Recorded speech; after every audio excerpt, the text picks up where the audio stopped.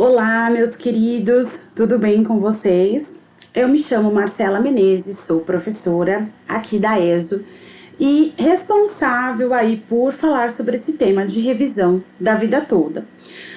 Nós damos aula aqui na ESO, na pós-graduação de Direito Previdenciário, também leciono no cursinho preparatório para o exame de ordem na matéria de Direito Previdenciário e hoje a nossa missão é falarmos sobre a revisão da vida toda.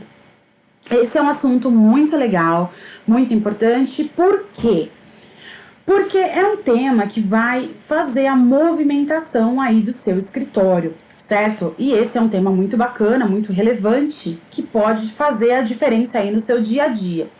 E levando em consideração aqui, eu acredito que tenha dois tipos de públicos que estão me ouvindo, né? Nós temos aí as pessoas que já são militantes da área e buscam esse curso para poder se especializar, para poder oxigenar, né, e conseguir aí os conhecimentos necessários para conseguir instrumentalizar isso no seu escritório.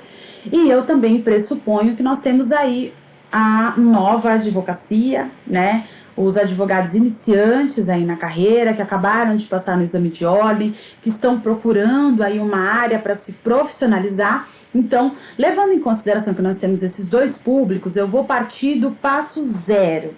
Tudo bem? E qual é o passo zero? Como se ninguém conhecesse nada aqui de direito previdenciário, e aí a gente vai evoluindo de forma rápida, lembrando que a proposta dessa aula de hoje é justamente para que você entenda a revisão da vida toda e, posteriormente, se inscreva aí no curso que nós estaremos ministrando para falar sobre a revisão da vida toda. Como nós já falamos, é um tema extremamente relevante. Nós vamos trazer aí uma parte conceitual para você. Então, o que é a revisão da vida toda? Em que casos que ela se aplica? Para quais pessoas que eu posso vender esse tipo de serviço? Vamos falar sobre essa tese. Qual é a tese da revisão da vida toda, né? Isso ficou muito conhecido por conta, né, graças a Deus, do julgamento favorável do Supremo com relação à tese. Lembrando aí que o INSS ainda está tentando arrastar essa história, né, justamente para poder postergar o pagamento aos segurados dessas revisões que estão sendo ingressadas, né? Então, existe ainda todo esse burburinho, né, que está acontecendo. Mas é uma tese que já está aí e que precisa ser usada e vendida. Lembrando que você é um vendedor. Embora você seja um advogado, todo mundo vende alguma coisa. E nós vendemos serviço jurídico, certo? Então, é importante você saber oferecer esse serviço para o seu cliente. É importante saber para qual cliente se destina esse tipo de serviço. Embora muitos escritórios, muitos advogados tenham entrado à torta e à direita com essas revisões, é importante a gente ter um certo tipo de cautela, é importante a gente analisar essa situação de forma mais minuciosa, porque quando nós ingressamos com esses processos revisionais, é importante lembrar que não são todas as pessoas que se aplicam esse tipo de revisão, não vai ser benéfico para todas essas pessoas, né, que a gente está oferecendo, e que a intenção, quando o seu cliente vai te procurar, é justamente para que esse benefício seja aumentado. Ele não te procura para que o benefício dele seja diminuído. Então, é importante a gente tomar esse certo tipo de cuidado, tá? E oferecer de fato para o cliente que realmente tem condições de ter um êxito nesse processo, tá? Vamos falar aí os tipos de cobranças de honorários, lembrando que é só uma sugestão, você age no seu escritório da forma como você bem entender, mas eu vou falar para vocês aqui como a gente tem feito na prática esse tipo de situação, tá? Então, partimos aí inicialmente do atendimento, fazer um questionário bem completinho para que você saiba todas as informações necessárias, pegar aí o meu INSS do seu cliente para você poder retirar o CNIS direitinho. Nós começamos por alguns passos para poder entender. Por que por alguns passos? Vamos lá. Quando você vai fazer um pedido de aposentadoria, você precisa, inicialmente, ver se o CNIS desse seu cliente está completo. Ou seja, se todas as informações estão lá, de todos os lugares que ele trabalhou ou não.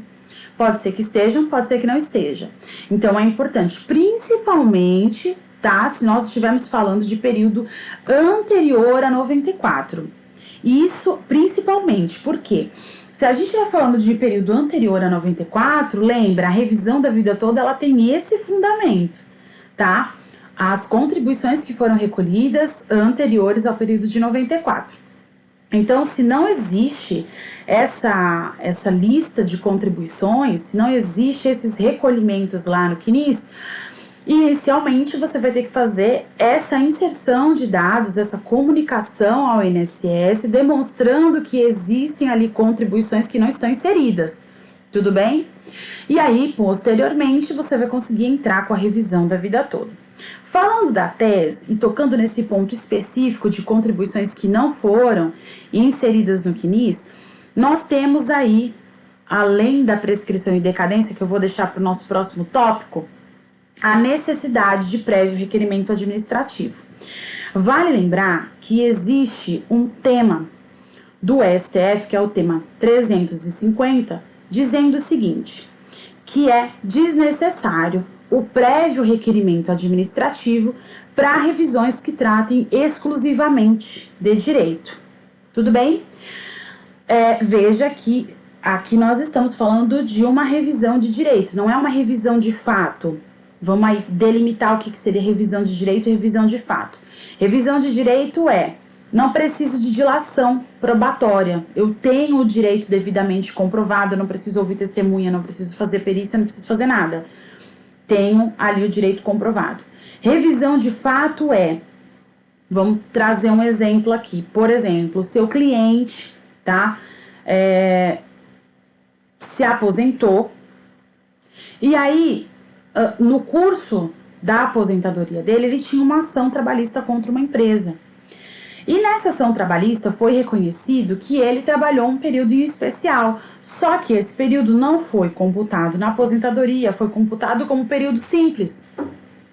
E aí, por consequência disso, a contribuição dele para esse período não foi acrescida lá dos 40%, foi uma contribuição normal. E aí o que acontece? Consequentemente, a aposentadoria dele tem um valor diminuído. Então, o que vai acontecer? Isso é uma revisão de fato, porque o INSS não participou do processo trabalhista. Então, ele vai ter que ter ciência dessa sentença trabalhista para poder analisar como isso vai refletir no benefício previdenciário desse cliente.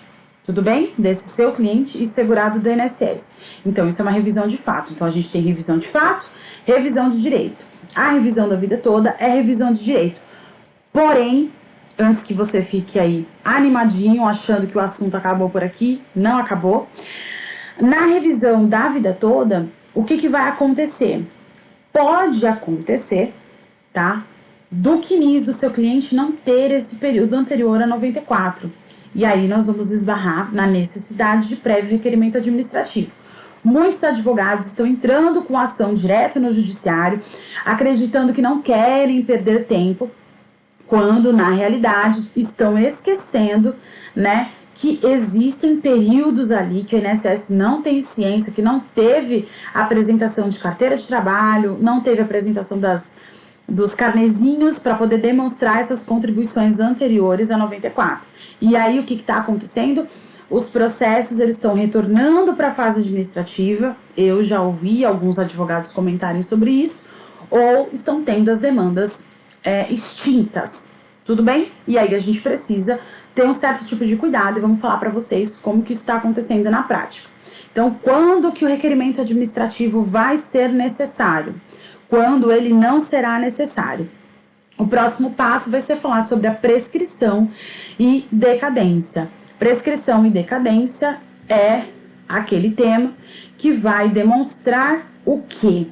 Se eu ainda posso entrar com essa revisão, qual é o marco inicial para poder contar ali o início da prescrição ou o início da decadência, e nós vamos estar detalhando tudo isso para você. Além disso, nós vamos demonstrar um entendimento jurisprudencial. Como que os tribunais têm se manifestado acerca disso? Nós temos dois principais tribunais que nós vamos fazer aí esse contraponto. Nós temos o TRF4, que é do Sul, e o TRF3, que é aqui do estado de São Paulo, se você me ouve aqui do estado de São Paulo, nós vamos trazer esses dois contrapontos. Um tribunal que é extremamente aceitável com essa relação da revisão da vida toda, e nós temos aqui outro tribunal que ainda tem alguns posicionamentos divergentes. E aí a gente vai trazer para você o que é necessário para você poder caminhar aí e levar o seu processo à procedência. Nós teremos também uma aula falando sobre petição inicial. Gente, petição inicial, a gente sabe que é algo bem fácil, né? É só você demonstrar ali a questão do seu direito, blá, blá, blá, blá, do seu cliente. Mas nós vamos falar aí de uma forma que você... Vamos trazer aí, né, uma sugestão de você fazer essa sua inicial de forma tranquila e que você consiga fazer de uma forma clara, coesa, né? A verdade é que a gente não escreve para nós escrevemos para outro ler o nosso pensamento.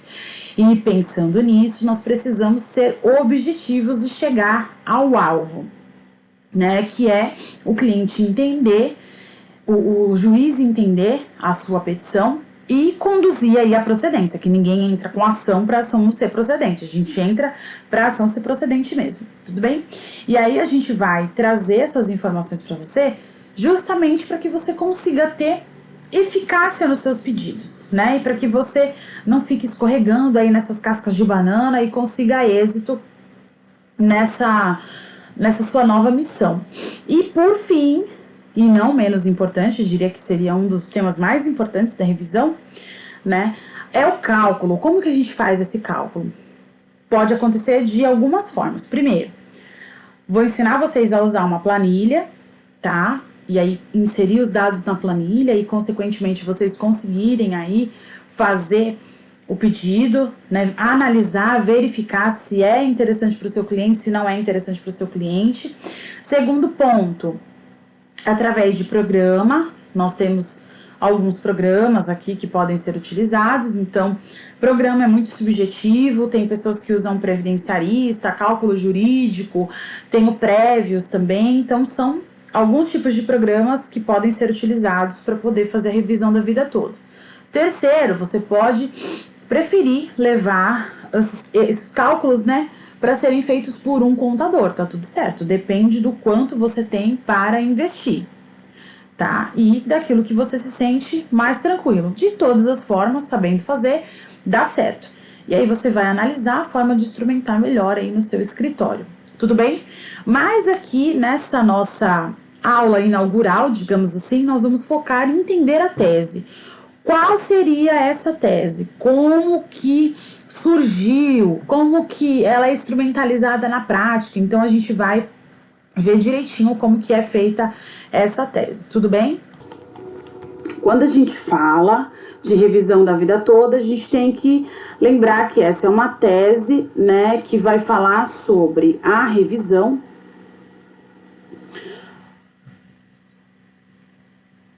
é uma revisão da renda mensal inicial, tá? Então, a gente vai recalcular o benefício desde o início. Como que a gente vai fazer esse recálculo? A gente vai usar mais salários do que foram utilizados pelo INSS, tudo bem? Para a gente poder entender quais são esses salários, como que vai ser feito esse salário de benefício, que vai ser a forma básica de todos os benefícios previdenciários, vai ser a seguinte: renda mensal inicial é igual a salário de benefício vezes coeficiente de cálculo, tá? Renda mensal inicial é o resultado que nós vamos ter ao final de um processo concessório.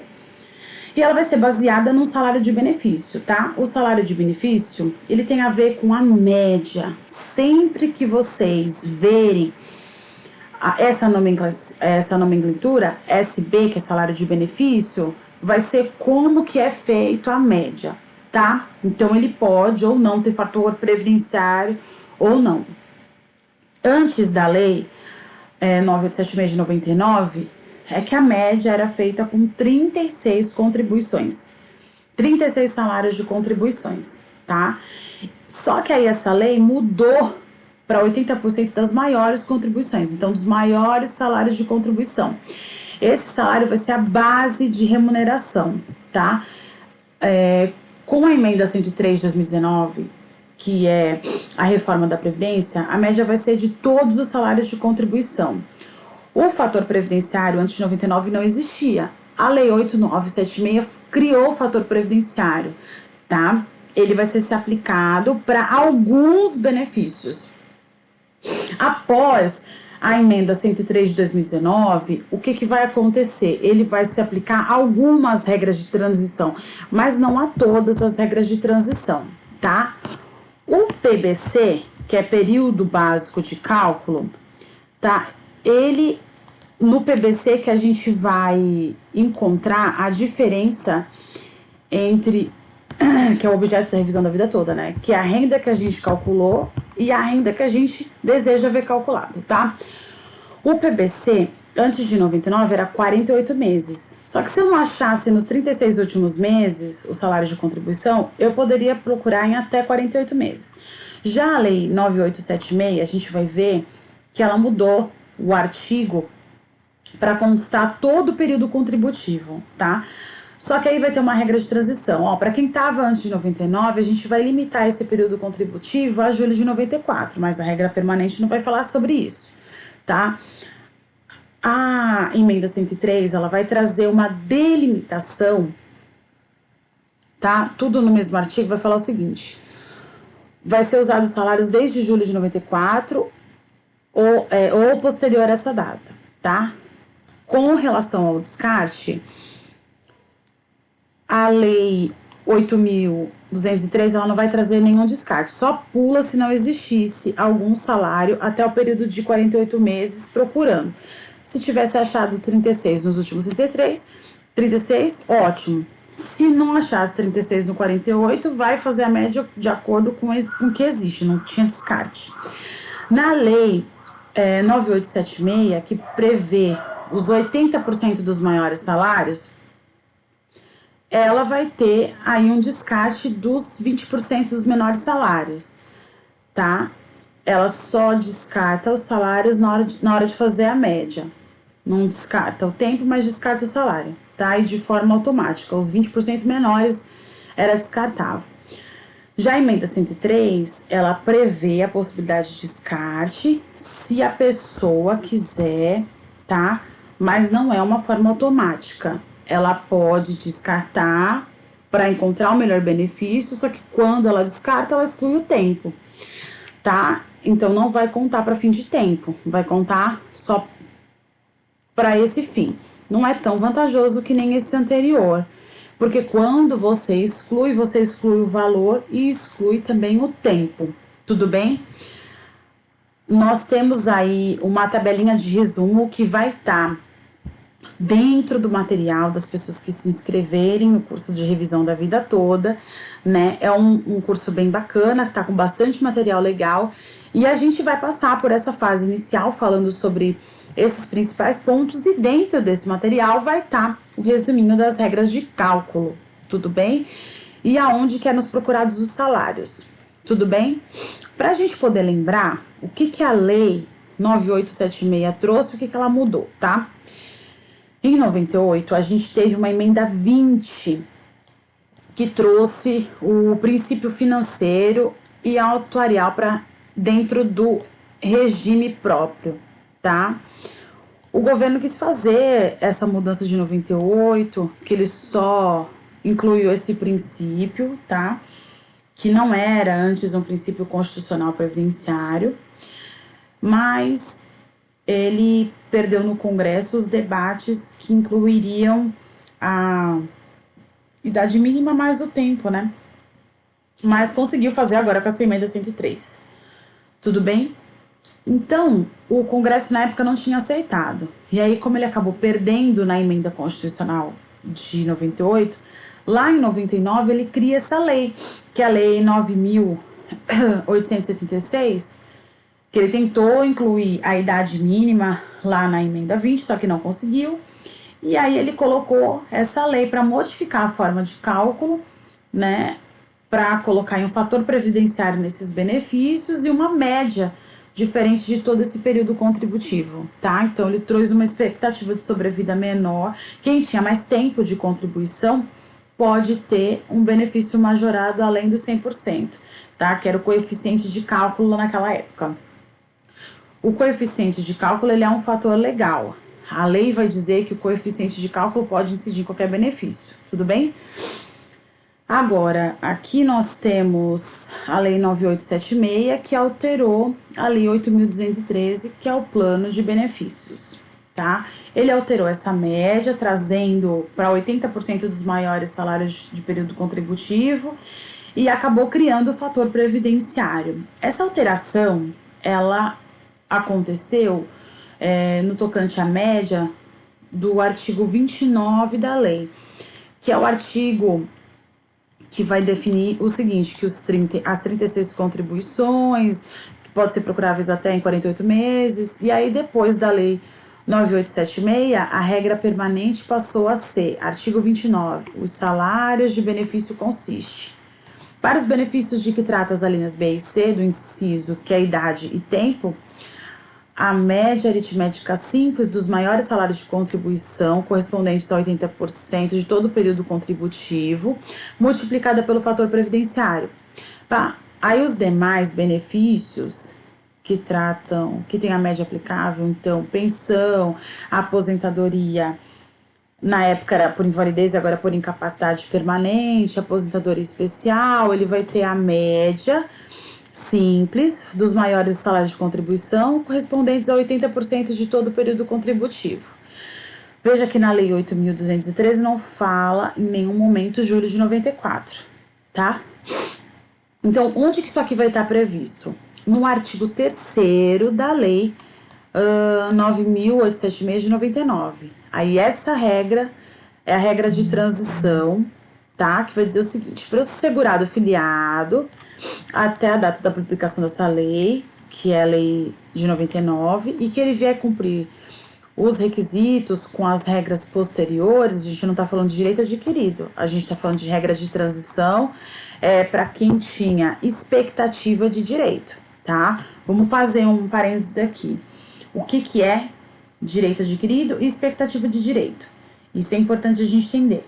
Expectativa de direito são as pessoas que não tinham reunido as condições necessárias para poder fazer o pedido das aposentadorias ou qualquer outro tipo de benefício. E direito adquirido é quem tinha o direito e acabou não pedindo no momento, ou pediu e acabou sendo prejudicado. Essa pessoa tinha o direito adquirido e essa pessoa tinha a expectativa de direito. Então, é importante fazer essa limitação, tá?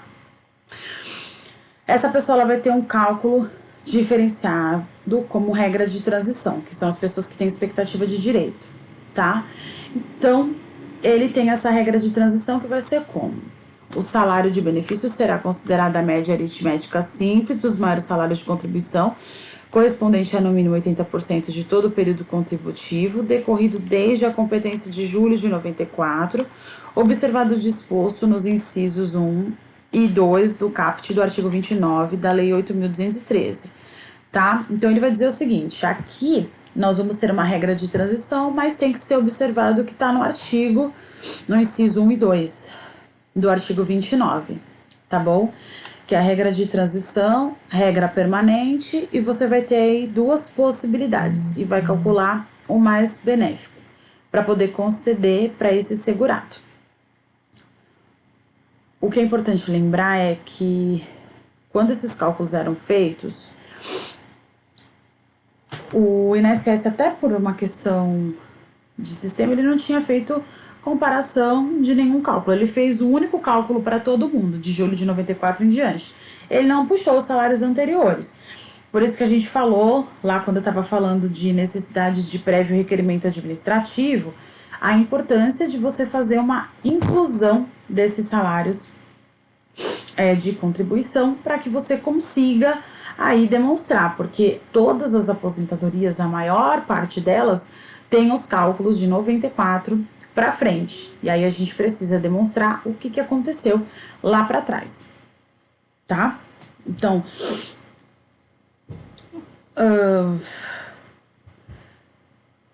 a gente precisa delimitar isso, porque isso não tinha sido falado. Isso só foi falado, né, essas duas formas de cálculo, de forma separada, na regra permanente e quando foi falado na regra de transição. Então, na emenda constitucional, que foi a reforma da Previdência, A emenda 103 vai dizer o seguinte, que quando ela vem tratar dessa questão, ela vai trazer tudo dentro do mesmo artigo 26, tá? O artigo 26 da emenda constitucional, ele vai dizer o seguinte, de forma diferente, tá? Todo o período vai ser do período contributivo desde a competência de julho de 94 ou desde o início da contribuição, se posterior àquela competência. Então, a julho de 94, tá? Então, veja essa diferença. 2 artigos diferentes de leis diferentes, tá? Agora, na emenda, tudo junto dentro da mesma regra. Então, não cabe a revisão da vida toda para os benefícios concedidos com base no artigo 26 ou com as regras de transição deles recorrentes, tá? Somente para aqueles que foram concedidos com base na regra permanente ou na regra de transição, tá? Após 99. Outra coisa importante da gente lembrar da Lei 9876, que ela criou esse divisor mínimo, tá? O que é o divisor mínimo? Quem teve a aplicação desse divisor mínimo vai ter mais benefícios na revisão da vida toda. Por quê? O divisor mínimo, ele vai dizer o seguinte, quem estava antes de 99, ele vai ter somente as competências de julho de 94 em diante. Só que se não tiver competência de julho de 94 e for tudo antes, o benefício vai ser de salário mínimo, porque vai acabar que o divisor mínimo, ele vai ter pelo menos 60% do período com ele. Então, se eu tivesse 2 salários, tá? Mas eu tivesse 70, 80 meses decorridos, ou até 100 meses decorridos, eu teria 2 salários dividido por 60, tá? Então, acaba que esse valor vai ficar muito baixo, mesmo que essa pessoa vai ter aí 30 anos de contribuição. A gente vai perceber que nesse formato tem muitas pessoas antes de julho de 94 contribuiu bastante com o emprego público, ou era empresário, ou ele tinha uma multinacional, né? E aí um pouco antes de se aposentar, ele acabou sendo demitido, né? Pediu demissão, ou sei lá, estava desempregado. Então a gente vai perceber que a revisão da vida toda ela vai se aplicar muito para as pessoas que, por exemplo, eu já peguei vários casos aqui no escritório de que são pessoas que eram empresários há anos atrás e agora não são mais. Então, muitas das vezes se aposentaram, mas já estavam um período desempregado. Muitas das vezes se aposentaram, mas estava recebendo 1 salário, 2 salários antes de se aposentar. Então, perceba que a revisão da vida toda vai ser benéfica para essas pessoas, porque, por exemplo, nos períodos anteriores a 94, ela demonstra que ganhava rendimentos superiores e, consequentemente, isso vai fazer diferença, né? Então, nesses períodos de transição, é bem importante, tá? E aí, o que vai acontecer? Para essas pessoas, elas vão ter uma média um pouco ruim, né, na aposentadoria, porque o período de julho de 94 foi desconsiderado. Então, você vai ver que a apuração total do salário de contribuição, lá naquelas cartas de concessão, ele vai ter, por exemplo, 106 trabalhos constantes, tá? De julho de 94 em diante. Então, a gente tem aí já uma quantidade de salários bem relevantes, certo? Então, se a gente for colocar um exemplo aqui, 105 contribuições antes de 94, tá bom? Só que aí o que vai acontecer? Ele vai pegar, vai fazer a correção desses salários, porque lembra que era outra moeda, né? Então, vai ter uma apuração da média dos salários, tá? Só que essa média ela vai ser feita de qual forma? Não pelos 105, né? 80% maiores dos 105, mas por 138, porque ele vai ter um divisor maior do que o número de meses que existem dentro do período contributivo dele, tá? Que é o PBC. Nas cartas de concessão, geralmente essa situação aparece, que vai ter um número e o divisor acaba sendo um número maior do que o número de salários que aparece, tá bom? Aí você vai ver que nesse caso vai ter divisor mínimo ou não. E isso vai ser prejudicial, né? Bastante para essas pessoas que têm a incidência do divisor mínimo. O fundamento da revisão da vida toda é o direito ao melhor benefício. Esse é o fundamento basilar, assim, fundamental, né? Fundamental dessa tese, que é proporcionar para esse cliente o melhor benefício e, consequentemente, o melhor benefício é aquele que ele passa a receber mais por conta da revisão que foi feita. Tudo bem? E aí, nessa revisão da vida toda, a gente busca esse melhor benefício para esse cliente, que é a diferença da regra permanente vezes a regra de transição. Tá?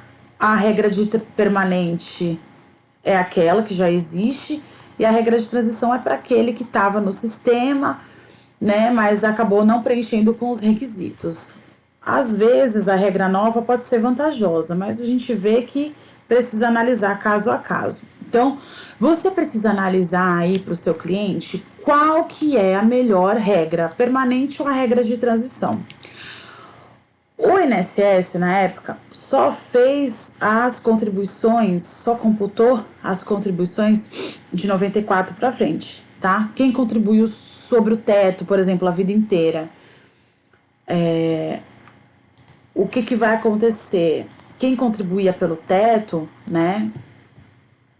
A gente vai ver que esse pessoal que contribuiu no teto, de 91, o pessoal do buraco negro, por exemplo, de 88 a 81, a 91, eles costumam ter revisões muito boas, né, do buraco negro, mas essas pessoas que contribuem no teto, elas não vão ter a aplicação da revisão da vida toda. Por quê? A revisão da vida toda, ela é para quem se aposentou depois de 99. Tá? Mas essa contribuição acima do teto vai fazer diferença? Vai, porque quem contribuiu no teto a vida inteira pode ter valores bem interessantes para poder receber, tá? Mas ele precisa se aposentar depois de 99. Não vão misturar as teses aí para depois não ter problema e você fazer um samba do crioulo doido. O que vocês vão analisar?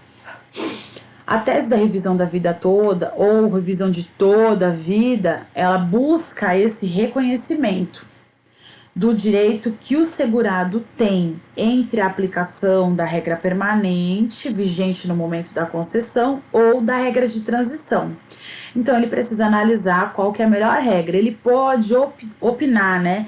Ele pode fazer essa opção. E ela é fundamentada no direito ao melhor benefício. São as duas principais teses que nós temos aí para poder fundamentar a revisão da vida toda, tá? Que precisa ser observado o cálculo mais favorável, porque essa pessoa precisa, né, que cumpriu com esses requisitos, seja na regra permanente ou na regra de transição, ela precisa analisar. Você, advogado, precisa analisar qual que é a melhor regra, tá? E aí nós temos, lembrando que o direito ao melhor benefício é o tema 314 do STF, tá? Que traz essa fundamentação. A gente tem o princípio da isonomia e da igualdade, que também pode fundamentar. Essas pessoas, elas precisam ser tratadas de forma isonômica, respeitando esse período contributivo de cada segurado. Temos o princípio da legalidade, a gente tem o princípio do direito adquirido e o artigo 201 dizendo que você não pode adotar critérios diferenciados para a concessão da aposentadoria, 201 da Constituição Federal, tá? Então, um parênteses que a gente faz aqui é das atividades especiais, as atividades de risco, as aposentadorias das pessoas com deficiência, tá? Salvo isso, a legalidade precisa ser respeitada, junto com a regra permanente e a regra de transição que estão disponíveis, tá? A Lei 8.213 vai garantir o benefício mais vantajoso nos casos em que, quando há o pedido de aposentadoria, as concessões geralmente elas são cumpridas, né? Se ele optou por permanecer em atividade, ele tem direito àquilo que foi adquirido já antes de se aposentar. Então, a gente tem o cumprimento de todos os requisitos, mas continuo trabalhando, eu não posso ser prejudicado, tá?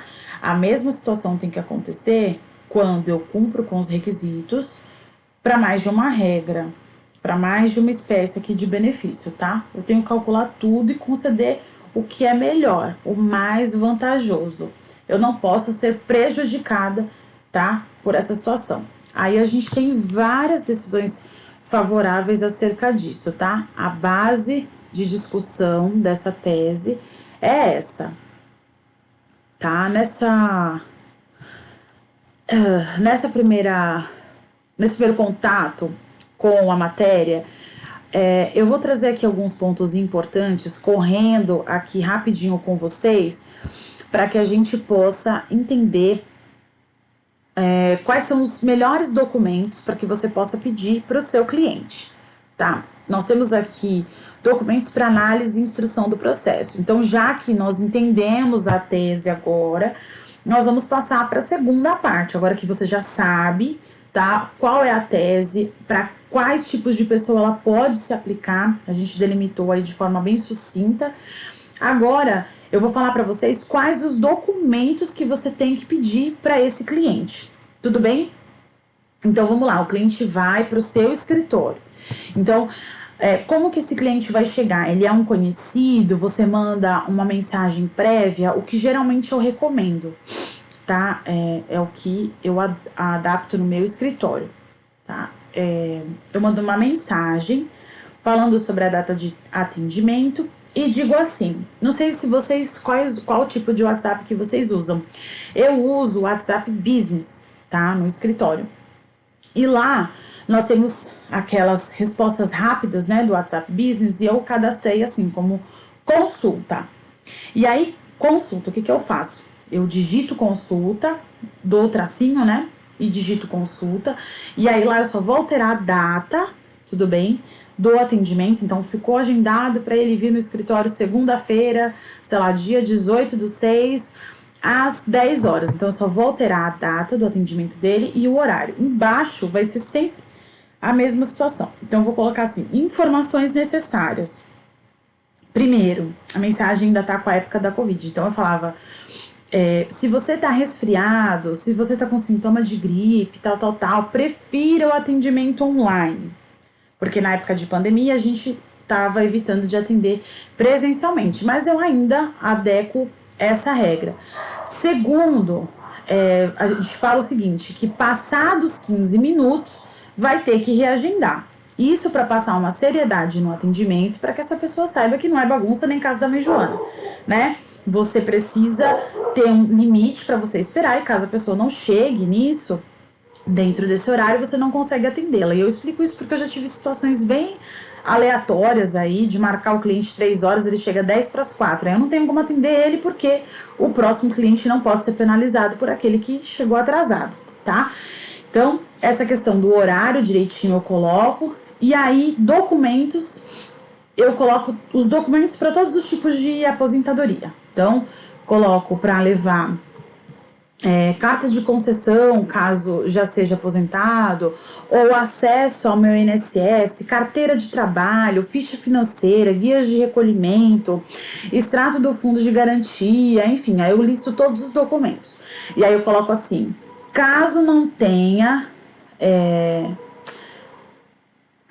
alguns desses documentos, não tem problema, só traz aquilo que você tiver. Tudo bem? Maravilha, uma mensagem automática. Você nunca vai esquecer de pedir documento para o cliente e aí você consegue aí padronizar. O cliente chegou no seu escritório. Então, aí você vai demonstrar para ele os documentos, né? Então, essa carta de concessão, se ele não trouxer, você consegue buscar no meu INSS. E aí precisa analisar para ver quando esse segurado conseguiu se aposentar. Lá na carta de concessão vai estar a data. E aí a gente precisa saber quando ele recebeu o primeiro pagamento, porque isso vai delimitar quando vai ser a prescrição e a decadência. O CNIS, é importante você fazer o download do CNIS, porque é mais importante você pegar esse documento em PDF, tá? Para colocar ali nos programas de cálculos, para não ter que digitar tudo, tá bom? Precisa da carteira de trabalho completa, tá? De capa a capa, para ter as alterações salariais, porque em muitos casos é lá que você vai olhar os valores, tá? A ficha financeira também é importante para quem trabalhou em empresa. Se conseguir pegar essas fichas financeiras vai ajudar bastante, principalmente para os salários que não estão no CNIS, porque muitas das vezes o CNIS não vai ter essas informações, tá? E aí a gente precisa ter. Pede para RH da empresa, que geralmente eles acabam oferecendo a ficha financeira para poder saber os valores das contribuições que eram feitas, tá? Se não tiver o valor desses períodos, que vai existir esse vínculo, o juiz e o INSS vão utilizar o salário mínimo, e aí não vai ser vantajoso a revisão para esse seu cliente. Porque como a parte não foi atrás da documentação, presume-se que recebeu um salário mínimo. Guia de recolhimento tem muito erros assim no CNIS, porque a pessoa vai lá, paga o guia, quando vai ver o que consta no CNIS está errado, ou não tem aquele mês contribuído, então deve pedir essas guias, os carnezinhos laranjas, tá bom? Caso não tenha salário, pode pedir o extrato do FGTS, tá? E eu também solicitaria que vocês pedissem a cópia integral do processo de concessão. É possível fazer esse pedido direto pelo meu INSS do seu cliente. Então, existem duas situações, né? Essa coisa de ter acesso ao meu INSS é um negócio muito engraçado, gente, porque o cliente vem num dia e aí faz todas as informações. No dia seguinte ele mudou a senha, aí você fica maluca tentando lá conseguir acessar e descobre que ele mudou a senha e não te avisa. Então, já explique isso aí no atendimento para ele, que caso ele mude a senha do meu INSS, para ele poder falar para você, porque isso infelizmente acontece bastante. Eu pediria a cópia integral do processo, tá? É importante para você poder analisar tudo direitinho e não ter problemas. Algumas dicas importantes, tá? A revisão da vida toda vai movimentar bastante o escritório de vocês. Mas vocês não devem se limitar à revisão da vida toda somente, tá? Expandam, pensem fora da caixinha. A revisão da vida toda é uma tese revisional de benefícios, mas nós temos outras teses revisionais também desses benefícios, tá? Então, lá na sua ficha de atendimento, coloque algumas perguntas específicas. Pergunte se ele entrou com alguma ação trabalhista, se ele trabalhou no campo, se ele recebeu insalubridade ou periculosidade em algum período, ficou sem contribuir algum período, ele cumpriu o serviço militar. Essas informações são importantes, porque se ele entrou com ação trabalhista, consequentemente, para poder reconhecer aí algum período, essas comunicações não são feitas automaticamente e o INSS não participa dessas ações trabalhistas. Então, ele não tem ciência daquilo que é decidido na esfera trabalhista e ele precisa ser comunicado, tá? Então, se ele tem uma ação trabalhista, você vai ter aí uma revisão para poder oferecer para ele. Essa revisão vai consistir em fazer a inserção desse período, seja ele num período simples, seja ele num período especial, em que vai demonstrar aí a questão da insalubridade, que ele recebia periculosidade, justamente para poder aumentar o benefício do seu cliente. Se ele trabalhou no campo, por exemplo, pode acontecer da gente ter aí uma aposentadoria híbrida, né? E essas matérias de fato, né, que é a revisão de matéria de fato, precisa pesquisar essa ação trabalhista, que é um modelo, se tem um período de rural, tá? O menor de 12 anos, às vezes é importante colocar, porque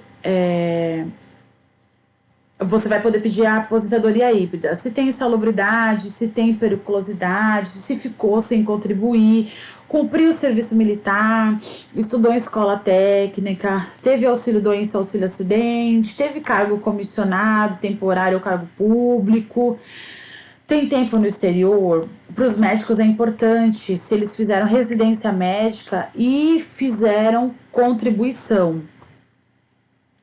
tá? Então, é importante vocês fazerem essas perguntas para os seus clientes justamente para que a gente possa analisar se revisão da vida toda, às vezes não é revisão da vida toda, às vezes a gente tem outros tipos de revisão, né? A gente tem aí a revisão, por exemplo, das atividades concomitantes, que é uma revisão bem bacana e que você pode indicar aí para os seus clientes. Então, é importante você não se limitar a isso. Às vezes o cliente chega com uma revisão da vida toda, pedindo uma revisão da vida toda, aí você vê que não se encaixa. E aí você pode oferecer outro tipo de serviço. Já chegou, vocês devem também ter experiências como essas, às vezes o cliente vem com uma dor, e aí você descobre outras dores dele, e acaba resolvendo outros problemas dele, né? Então isso é importante para que você passe a ser resposta para as perguntas do seu cliente. O prévio requerimento administrativo, tá? Se tem os salários que não constam no CNIS, esses períodos que não estão no CNIS, é importante, tá, que você faça esse requerimento administrativo. Se tudo tiver no CNIS, ótimo, entra com a ação judicial. Não está no CNIS, aí nós vamos ter que fazer esse tipo de situação, porque no sistema 350 do Supremo vai dizer, ó, se você tem um pedido para concessão, você precisa pedir para o INSS. Se a revisão, se o INSS não aplicou a regra que você queria e a questão, a gente vai ter uma interpretação de lei, a negativa você já tem, tá? Agora, se é uma ação trabalhista, é um tempo rural que não tem documento, e o INSS não sabe dessa situação, e é uma matéria de fato, você vai precisar ir para o INSS primeiro, tá? Depois que você pede, aí o INSS vai se manifestar. Lembra que um dos princípios do direito é que você tenha a lide resistida, ou seja, tem uma pretensão, a pessoa tem uma resistência em atender a minha pretensão, eu preciso demonstrar isso, que é através dessa lide resistida, para que eu consiga demonstrar que existe aí o nascimento de uma ação judicial, tudo bem? Então, o INSS ele precisa se negar ou silenciar em resolver o problema e posteriormente nasce aí o direito de ação. Por quê? Se eu não demonstro que o INSS foi notificado, cientificado acerca disso e eu entro com ação, perceba que eu firo aí com a esfera dos três poderes, certo? Porque nós temos a administração e o judiciário não se sobrepõe à administração. A administração precisa ser comunicada para poder ali, o princípio da tripartição de poderes.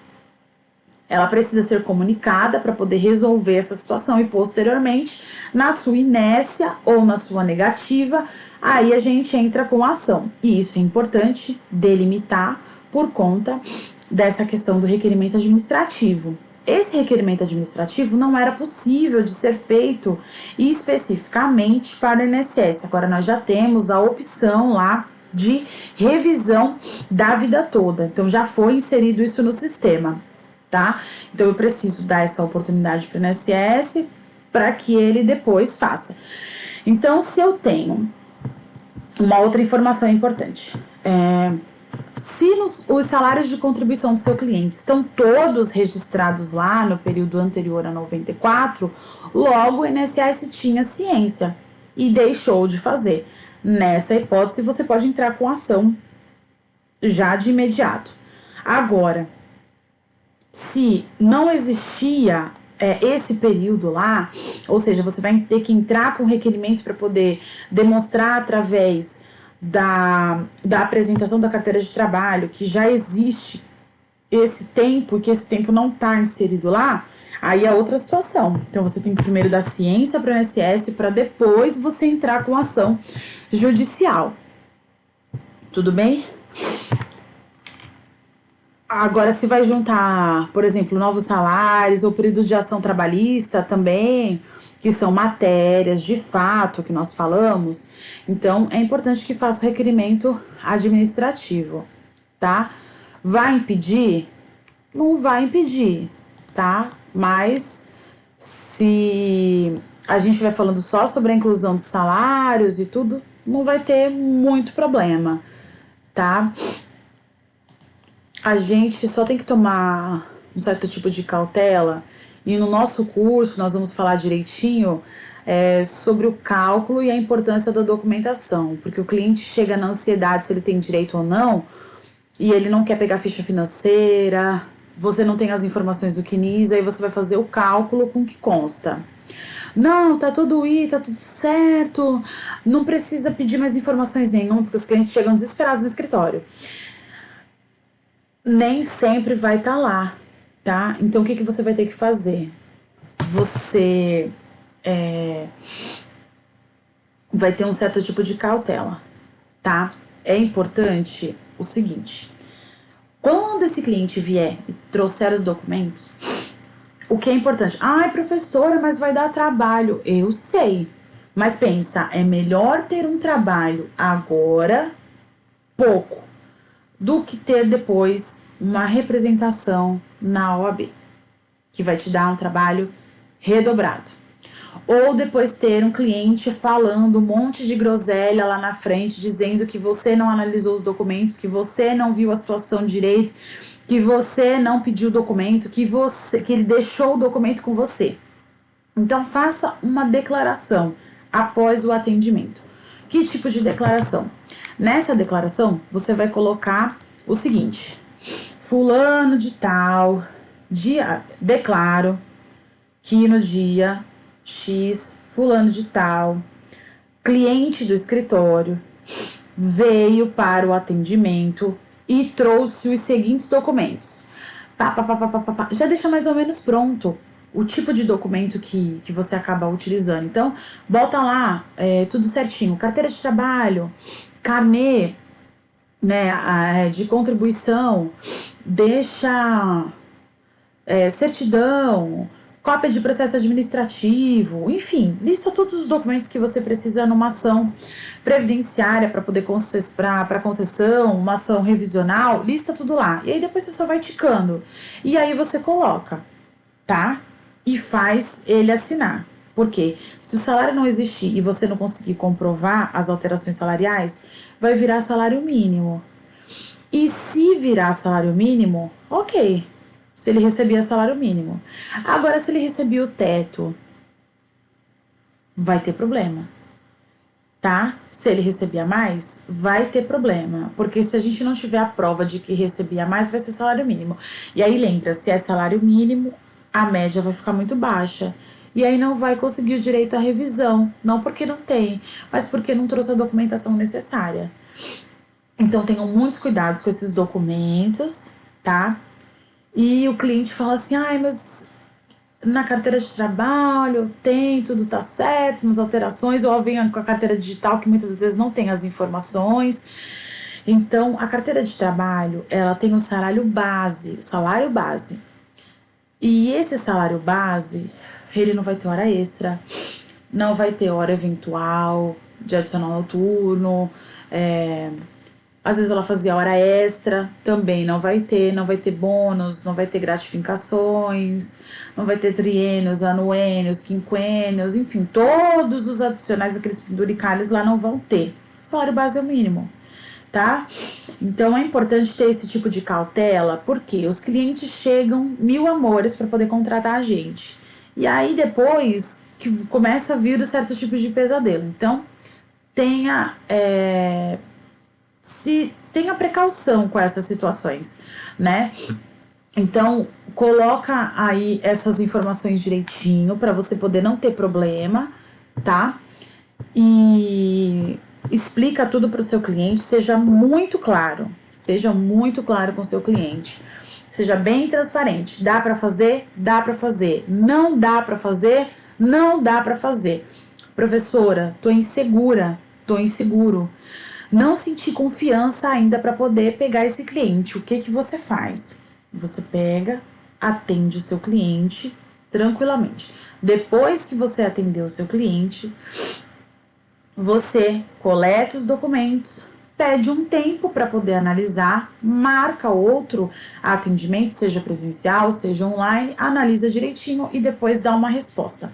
Não faça as pressas achando que tem direito, porque muitas das vezes pode não ter direito e aí ao invés de você ganhar um cliente, você pode perder um cliente.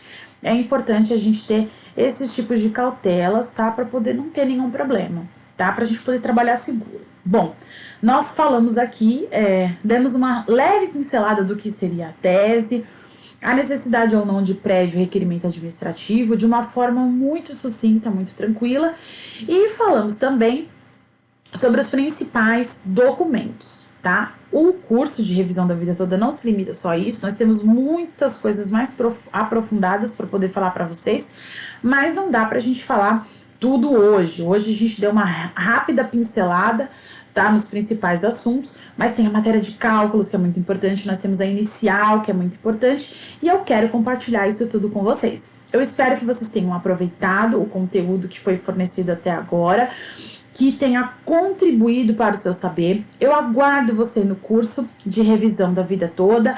É importante falar para você que nós temos aí um outro curso que já está no forno para poder falar com vocês, que é o curso da revisão das atividades concomitantes, e nós traremos aí outra super revisão para você também poder aplicar no seu escritório e com certeza trazer muitos honorários, né? Que a nossa intenção é essa, que você seja próspero, consiga bastante clientes, prospecte bastante clientes e consiga viver essa advocacia mais tranquila, né? Que consiga pagar os boletos, consiga pagar as coisas com tranquilidade, vivendo só da advocacia.